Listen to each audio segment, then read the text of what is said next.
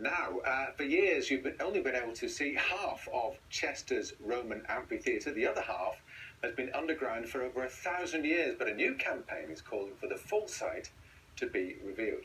But it's not entirely straightforward. Officials are also considering plans to redevelop the area, which could mean the historic remains stay covered for years to come. Here's our Cheshire political reporter, Phil McCann.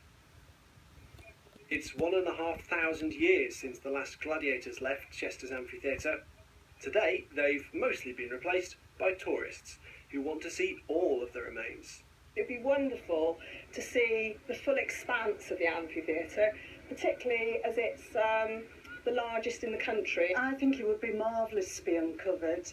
You'd get a real feeling of what it was like. This mural is now the only clue as to what lies behind here, but the wall it's painted on will be staying in place for 150 years if council officials do a deal next month to sell that building to a private developer.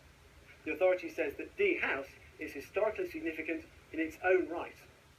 This is what you would have seen here in the 1st century AD. Over the last 5 days, more than 5,000 people have signed a petition to reveal the rest of the remains instead of refurbishing Dee House. This local businessman started it. To see it covered up for the next 150 years is absolutely ridiculous. It goes against the grain of showing off our heritage and representing the local businesses, local jobs that would benefit from such a fantastic visitor attraction.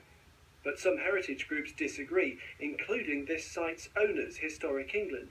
They and the council say keeping the remains buried keeps them protected.